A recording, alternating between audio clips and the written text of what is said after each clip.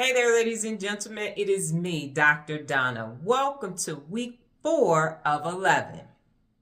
Last week, I read Narrative of the Life of Frederick Douglass. Here's what I have for you. Ladies and gentlemen, it had been 8 years since I read this book, and I am amazed at some of the things that I missed 8 years ago. There were a lot of things that took place. I highly recommend the book, but there were 3 things that resonated with me completely. And number 1 was his sheer will to learn how to read and to learn how to write. Now, we know that is something that I struggled with early on. And I'm not quite sure how I missed it. I went back in 2016 and said, what was I doing when I read this book? And I was working with the Urban Chamber and doing business strategy series and a bunch of other things. But it was early on in the book. And I thought to myself, wow, I missed that.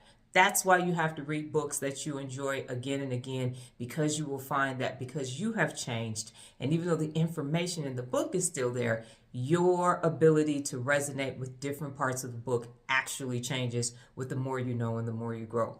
Reading and writing, very much something that was on his mind, and he went to great lengths to learn how to do it and then to teach others to do it the same way, to learn the importance of reading. And I stress that on my lives and everywhere else. 15 minutes of nonfiction. Start reading books that are less than 200 pages so you could get a book in a week, because reading is fundamental. And that is one of the 74 principles of real leadership. The second aspect was belief. Belief that he did not want to die a slave. And no matter how dire straits the situation was and how bad it was, and no matter how many times he had to fight and he was beaten and everything else, believing that he would always be able to be a free person. Believing yourself is one of the 74 principles of real leadership, and you have to do it no matter what. No matter what is taking place in your environment, you got to believe that you can get into a better situation. And because of that, you are going to have to understand number 3, failure is not an option. No matter how many times it looks like this just might not work, I don't know, oh my goodness, how much more of this can I take? When you decide failure is not an option, you will amaze yourself as to what is possible for you to achieve. You have to read, you have to believe in yourself, and you have to know that failure is never an option. And when you do that, and you put all that on that mud seal of personal accountability, you will accomplish and achieve everything that you set out to do. Yes, I am recommending this book, and yes, it will be a part of me reading it again in future book reviews. Last week's meditation, I have been trying to get other people who are not already in the program on my lives to explain to me what is stopping them from signing up and learning how to hold themselves personally accountable. And finally, Miguel told me, he said, leaving your comfort zone for the unknown. Fear. And I knew it was fear, but to hear it from someone else, an unbiased person that just said fear.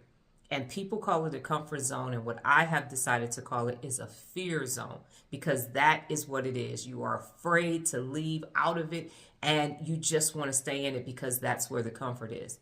On an additional Instagram Live, I also discovered from people giving me feedback that the reason why you actually need a comfort zone is because unaccountable people make you afraid. They are the ones who make it so you have to go seek comfort and solace somewhere. And as I explained to the person on the live, when you get rid of the unaccountable people in your life and you come to the land of real leaders and you start holding yourself personally accountable, you don't need a comfort zone anymore. You don't need a fear zone anymore, because everywhere you go, people are empowering you and they are supporting your growth and development.